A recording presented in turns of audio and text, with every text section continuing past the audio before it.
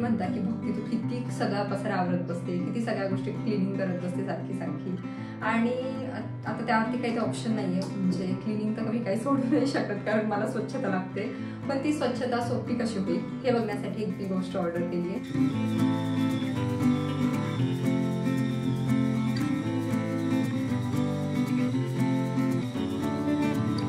मला तशी कमेंट आली की तुम्ही मला फ्लॅश कार्ड कसे शिकवता. कुठे पप्पई हातात घेऊन दाखव. Oh very good girl.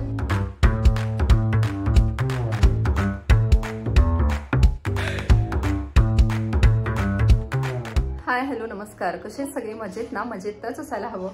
मी भक्ती तुमच्या सगळ्यांचं खूप मनापासून स्वागत करते आपल्या चॅनलमध्ये. आणि मनूचा आवाज येत असेल तुम्हाला मागे, कारण आता वाजले आहेत 2:30 आणि तिची अंघोळ, झोप, जेवण हे सगळ्या गोष्टी झाल्यात. मी मगाशीच खरं तर ब्लॉग स्टार्ट करणार होते, पण तेवढ्यात मनू उठली. मग ती उठली की मग थोडंसं तिच्याकडे लक्ष द्यावं लागतं, नाही तर मग तिची चिडचिड होते. आणि म्हणून मग तिला घेतलं. त्याच्यानंतर तिचं जेवण हे. आणि आता बघा ती काय करते. ती चेअरमध्ये कशी बसली आहे, कशी बसली आहे तू? हां तू जेवण केल्यानंतरचं हे जे तिचं टायमिंग असतं ना, तर त्याच्यामध्ये तिची तीच खेळत असते. असं काही तिला खूप लक्ष देण्याची गरज नाही, फक्त कुठं पडू नये म्हणून मी थोडंसं लक्ष द्यायला. नाही तर मग हे असे काहीतरी कुठाने चालू असतात. पिकू तुम्हाला थोडासा वेगळा दिसला असेल, कारण त्याचे ना आम्ही केस कट केलेत. आणि हे सेकंड टाइम असेल आम्ही त्याचे केस कट केलेत, पूर्ण केस म्हणजे ट्रिम केले, म्हणून सारखंच करून ठेवले त्याला. पण आता बरेचसे पेट लवरचे असतील तर ते म्हणतील की तुम्ही असं का करता किंवा काय, भरपूर वेगवेगळे मेसेज येणार आहेत मला माहिती आहे. पण मी ती पूर्ण तयारी ठेवली आहे, म्हणूनच मी तुम्हाला खरं तर ते सांगते. कारण होतंय काय, त्याला थोडेसे किडे पण झाले होते आणि ते पावडरने निघून जातात. तो काही मोठा इश्यू नव्हता खरं तर, पण खूप केस गळत होते आणि मग त्याला खूप गरमी पण होत होती. सोबतच ना घरामध्ये पण खूप केस गळायचे. सो आम्हाला ते थोडंसं त्याचे केस कट करावे लागले. पण आता असं जाणवते आम्हाला की त्याच्यामुळे ना त्याला खूप अनकम्फर्टेबल फील होते. आणि मग त्याला संध्याकाळी पण आमच्यासोबत झोपायचं असतं. त्याला असं वाटतं की ब्लँकेटमध्ये झोपावं. त्याला थंडी वाजते की काय माहीत नाही, पण दिवसभर तो एकदम रिलॅक्स असतो. पण संध्याकाळी त्याला असं वाटतं की नाही, कोणीतरी आपल्या जवळ पाहिजे. हे अशा टाईपमध्ये थोडंसं घाबरल्यासारखं होतंय. सो असं आहे. आता मनूचं जेवण हे झालंय, पण माझं जेवण राहिले कारण सकाळी नाश्ता केला होता. सो मी अगोदर जेवण करून घेते आणि त्याच्यानंतर मग बोलते. तर आता वाजले 4:30. मनूसोबत खेळून झाले. आता तिचं थोडंसं खेळणं चाललेलं आहे. माहित नाही आता मला ती किती काय काय करायला देईल. तरी पण आता मला ना किचनची क्लिनिंग करायची. क्लिनिंग म्हणजे जास्तीचं नाही, आपल्या नेहमी जे आपण पुसून घेतो ना ओटा, त्याच्याऐवजी मला आता घासून घ्यायचं आहे स्वच्छ असा. तुम्ही मला नेहमी म्हणता की भक्ती तू किती सगळा पसारा आवरत बसते, किती सगळ्या गोष्टी क्लिनिंग करत बसते सारखी सारखी. आणि आता त्यावरती काही ऑप्शन नाही आहे, म्हणजे क्लिनिंग तर मी काही सोडू नाही शकत कारण मला स्वच्छता लागते. पण ती स्वच्छता सोपी कशी होईल हे बघण्यासाठी एक मी गोष्ट ऑर्डर केली आहे.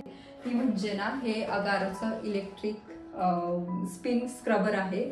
सो याने आता मी क्लिनिंग करणार आहे आणि याने ना क्लिनिंग फास्ट पण होईल. शिवाय आजकाल भरपूर जणांना नेल्स करायचा शौक असतो. सो मला आहे, पण म्हणून मला काही करता नाही. इन केस तुम्ही ते जरी केलेले असतील तर तुम्हाला इतकं सोपं जाणार आहे. यामुळे हे यूज कसं करायचं ते पण दाखवते आणि सोबतच माझी क्लिनिंग पण कंटिन्यू करते. तर हा जो अगारोचा रॉयल इलेक्ट्रिक स्पिन स्क्रबर आहे ना, हा यूज करायला खूप सोपा आहे. कारण याच्यामध्ये ना खूप छान छान वेगवेगळे ब्रश दिलेले आहेत आपल्या गरजेनुसार, म्हणजे आपल्याला कुठली गोष्ट क्लीन करायची त्यानुसार. तर याच्यामध्ये एक मोठा ब्रश आहे, छोटा ब्रश आहे, पॉइंटेड ब्रश आहे, जेणेकरून आपण कोपरे क्लीन करू शकतो. तुम्ही हे छोटे छोटे स्पंज बघू शकता. तर ते स्पंजसुद्धा आहे, जेणेकरून जे ग्लासेस वगैरे असतात तर ते त्याने क्लीन करू शकतो. त्यानंतर एक मोठा असा दांडा दिलेला आहे बघितला तुम्ही, तर तो ना आपण हाईट ॲडजस्टमेंटसाठी करू शकतो. म्हणजे वरती हाईटवर जर आपल्याला काही क्लिनिंग करायची असेल तर तसं करू शकतो. आणि बघू शकता क्लिनिंग किती इझिली होती आहे. नाहीतर काय होतं, आपला किचन ओटा एवढा तेलकट होतो, एवढे डाग वगैरे पडलेले असतात ना, आणि ते याने खूप कमी एफर्ट्समध्ये निघतात. शिवाय याला 3 ते 4 तास जर आपण चार्ज केलं ना तर 90 मिनिट लगातार तो चालू शकतो. 1 वर्षाची वॉरंटीसुद्धा याच्यामध्ये आहे. याच्यामध्ये ना 2 स्पीड्स आहेत, म्हणजे 300 RPMची एक आहे आणि 400 RPMची एक आहे. आपल्याला जसं हवं आहे आपल्या कम्फर्टनुसार तसं आपण ॲडजस्ट करू शकतो. हा जो कॉर्नरवाला ब्रिसलचा ब्रश आहे ना, तर त्याने मी कॉर्नर क्लीन करते. आणि सिंकच्या तिथे तर खूप घाण असते, आता तुम्ही बघता इथे, आणि खूप इझिली ते ना क्लीनसुद्धा होते. हे ना कॉर्डलेस आहे आणि याच्याने आपण बाथरूम किंवा बाथटब्स, टाईल्स वगैरे हे सुद्धा क्लीन करू शकतो. आणि खूप कमी वेळेमध्ये बघा माझं इथे क्लीन झालेले. 1 वर्षाची वॉरंटी आहे, त्यामुळे हे सुद्धा खूप छान आहे. बाकी बघा इथे किचन ओटा क्लीन करत होते तर म्हटलं ग्लास पण क्लीन करूयात. आणि ग्लाससुद्धा खूप पटकन आणि खूप छान असा क्लीन होते. फक्त एक गोष्टीची काळजी घ्यायची की आपण जेव्हा आपण ही मशीन धुतो ना तेव्हा फक्त समोरचे ब्रश किंवा जे स्पंज आहेत ना तर ते स्वच्छ धुवून घ्यायचे, पूर्णपणे मशीन धुवायची नाहीये, नाही तर ती खराब होण्याची सुद्धा शक्यता असते. सो लिंक डिस्क्रिप्शनमध्ये दिली आहे, चेक करा. तर आता माझं जेवण झालंय आणि आता आमचं नेहमीचं जे काही रुटीन असतं ते दुपारचं चाललेलं आहे. मला एकीने विचारलं होतं, म्हणजे 2-3 वेळा मला तशी कमेंट आली की तुम्ही मनूला फ्लॅश कार्ड कसे शिकवता. खरं तर माझ्यापेक्षा ना ती पटकन गोष्टी त्यांच्याकडून शिकते, माझ्याकडून खूप कमी वेळा शिकते, पण तरी पण दुपारची जी वेळ असते त्याच्यामध्ये मी हिला हे कार्ड शिकवत असते. तर त्यात आता तिला जे जे गाणे आवडतात, मागच्या म्हणजे जेव्हा ती 10 महिन्याची होती ना तेव्हा तिने टीव्ही भरपूर बघितलेला आहे, टीव्ही आणि फोन. कारण तेव्हा आम्हाला काही आयडिया नव्हती की त्यांना फोन नाही दाखवायला पाहिजे, म्हणजे आम्ही तेवढं सिरियसली घेतलं नव्हतं.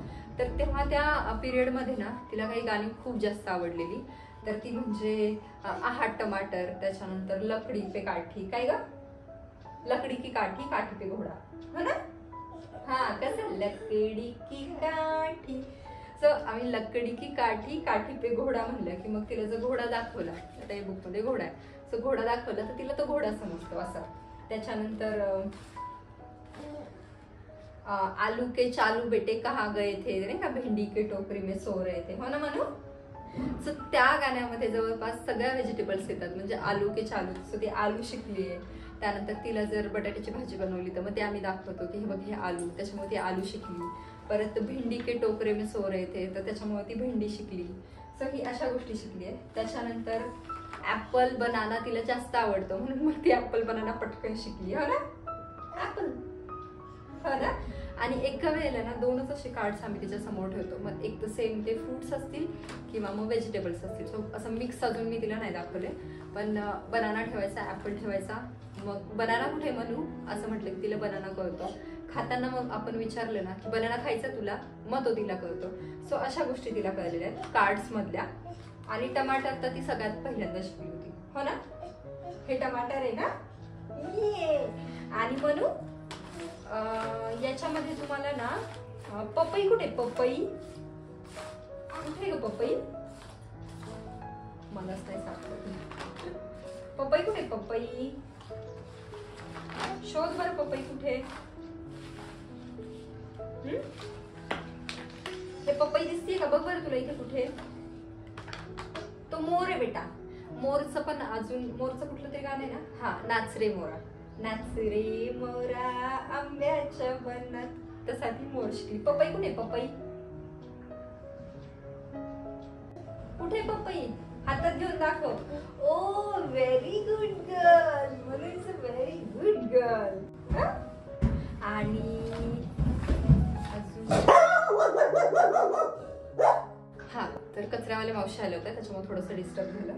ओके, पपई म्हणूला आता कशी कळली, एकदम परफेक्ट. तिला खाताना पण ती पपईचा तुकडा जर दिला ना तिला बरोबर कळतो. आणि बाकी अवयवांचं जे आहे तर ते तिला कसं कळलंय की म्हणून पाय कुठे आहेत तुझे, पाय, ती पायाकडे बघते. आणि सॉक्स कुठे आहेत, सॉक्स, सॉक्स कुठे आहेत, ओ ते सॉक्स आहेत, व्हेरी गुड गर्ल. सो पायात सॉक्स घालतात म्हणून सॉक्स कळलेत. आणि जीभ कुठे, तुझी जीभ, जीभ जीभ काढायची, झालं. आम्हाला तर सॉक्सचा असाही प्रॉब्लेमच असतो.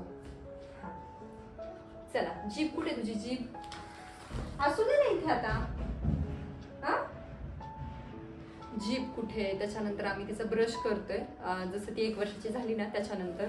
सो तिला दात पण कळायला लागलेत म्हणून आपल्याला ब्रश करायचं. तर पहिले असं करते आणि नंतर तिला करायचं नसतं तर तोंड बंद करून घेते. सो असं तिचं चाललेलं असतं, आता स्वतःच घालायला लागेल. सो साधारण अशा आम्ही तिला म्हणजे फ्रुट्स, व्हेजिटेबल्स किंवा बाकी अवयव जे आहेत तर थोडे थोडे शिकवलेले आहेत. तसं ते थोडे थोडे कळतात तिला. म्हणजे भाज्यांमधल्या 2-4 भाज्या असतील, फ्रुट्स बऱ्यापैकी कळलेत, ऍपल, बनाना, पपया, त्याच्यानंतर मँगो. अजून काय कळलं, अजून काय कळलं, पपाया है ना, आणि ग्रेप्स, एवढे कळलेत. आणि 4-5 भाज्या कळल्यात, अवयव 4-5 कळलेत. सो थोडी थोडी शिकतीये ती, शिकेल अजून, है ना. तर वाजलेत 6:30 आणि आता मी एकटीच घराच्या बाहेर पडली आहे, कारण आज मला माझं महत्त्वाचं काम करायचं आहे जे भरपूर दिवसांपासून अडकलेलं आहे.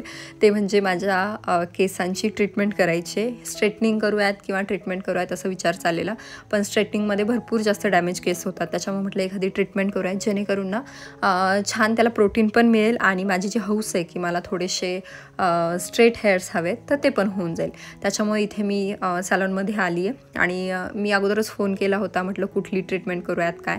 सो ते अगोदर सगळ्या गोष्टी डिसाईड झाल्या होत्या. मी त्यांना टायमिंग पण सांगितलं होतं, कारण मनूमुळे ना मला अजिबात तिथे जाऊन बसणं शक्य नव्हतं. त्यामुळे मी गेले की लगेचच पटापट त्यांनी पण काम स्टार्ट केलेलं आहे. सो माझे भरपूर असे खूप मोठे घनदाट आणि असे केस दिसत होते तुम्हाला, कारण त्याच्यामध्ये ना वॉल्यूम खूप जास्त होता, म्हणजे खूप फुगायचे ते आणि ते मला ना कधी कधी मॅनेज करायला खूप जास्त अवघड जायचं. त्यामुळं खरं तर मला ट्रीटमेंट करायची होती ज्यामध्ये असे माझे थोडेसे स्ट्रेट पण होतील. आणि मी जे ट्रीटमेंट करणार आहे ना तर त्यामध्ये माझे जवळपास 70% स्ट्रेट होणार आहेत केस आणि बाकी प्रोटीनसुद्धा मिळणार आहे. ओके, जस्ट माझा हेअरकट झाला आहे, हेअर वॉश झाले. सकाळीच मी हेअर वॉश केले होते पण तरी पण यांनी डबल केले आणि आता माझी ट्रीटमेंट स्टार्ट केली आहे. मनूला मी घरी एकटीच ठेवून आली आहे, सो माहीत नाही आता तिचं काय होणार आहे. सो मध्ये इन केस जर मला ब्रेक घ्यावा लागला, अर्धवट झालं तर कसं होईल काय बघूयात आता. पण मी ह्यांना आयडिया दिली की मध्ये आपल्याला कधी पण स्टॉप करावं लागू शकतं, त्याच्यामुळे बघू चाललं आहे. स्मेल येतोय पण तेवढा स्ट्रॉंग नाही आहे.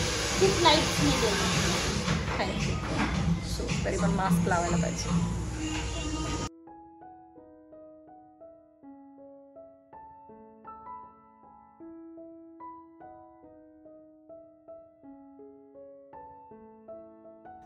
हेअर वॉश वगैरे सगळं झाल्याच्या नंतर ना माझं क्रीमचं ॲप्लिकेशन स्टार्ट केलं आणि तेव्हा मला असं झालं होतं की बापरे, म्हणजे एकदम कठपुतलीसारखी फिलिंग येत होती.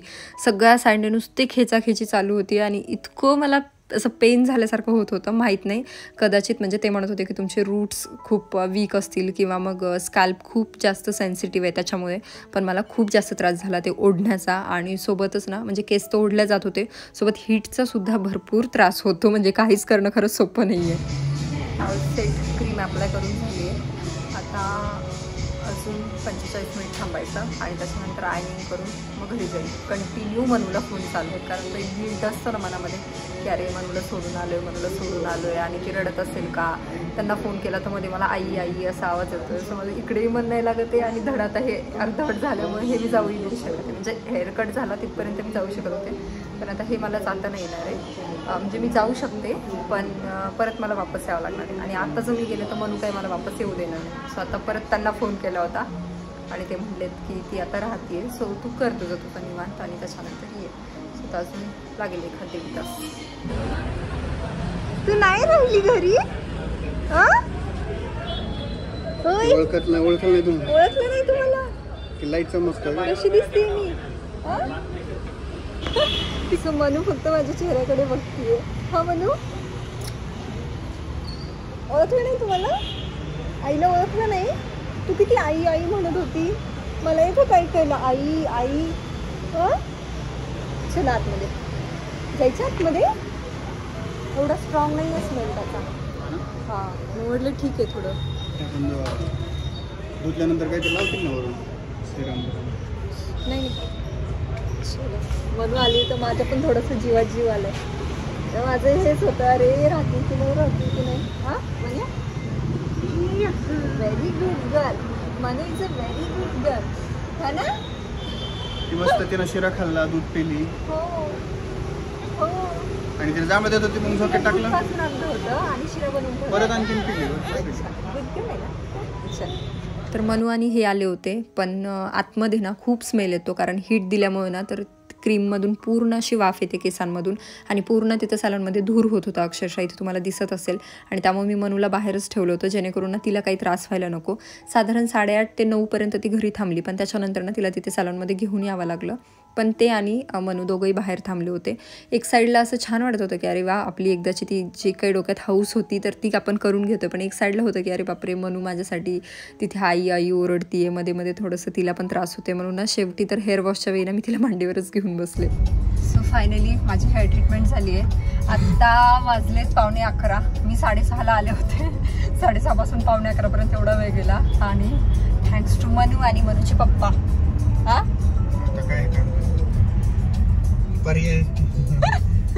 पर्याय नाहीये. पण तुम्हीच सांगा मी किती दिवसाचं खोकत होते. किती दिवसाचं म्हणण्यापेक्षा तुम्ही सांगा मी किती वर्षाचं खोकत होते. हा सो हे मला करायचं होतं आणि झालं. म्हणजे मनू एक 3-3.5 तास तिचा स्टॅमिना होता. ती शांत बसली. पण त्याच्यानंतर थोडीशी ती किरकिर करत होती. लास्टचा जो हेअर वॉश करताना मी तिला तशी मांडीवर घेऊन बसलेली. हेअर वॉश चालू होता. हे असं चाललेलं. पण ठीक आहे आता माझी पण तरी इच्छा आहे ना. आणि मनूमुळेच मनू छोटी होती. खूप सारं केमिकल्स वगैरे यूज करतात. त्याच्यामुळे मला वाटायचं की नको करायला. पण आता म्हटले काही प्रॉब्लेम नाहीये. आपण जे छान मेंटेन ते शॅम्पू आणि कंडिशनर आणलं ना छान मेंटेन केलं तर वर्षभर टिकेल म्हणे. नाहीतर 6 महिने गॅरंटी देते म्हणे होती. 6 महिने गॅरंटी कशाचीच नसते. इथं आपली गॅरंटी नाही. प्रोडक्टची कुठे गॅरंटी देतात. आपली नसेल तरी प्रोडक्टची द्यायला पाहिजे. म्हणजे अशा छोट्या मोठ्या प्रोडक्टची. हो ठीक आहे. असो माझी इच्छा होती म्हणून केली. कितीही टिको काही हो मला असा पश्चाताप नाही होणार की अरे बापरे खूपच कमी टिकलं आणि खूपच मी खर्च केला वगैरे असं. सो माझी इच्छा पूर्ण झाली. मी हॅपी आहे. That's it. बस चलो आजचा व्लॉग इथे सेंड करू. सगळ्यांना गुड नाईट. बाय.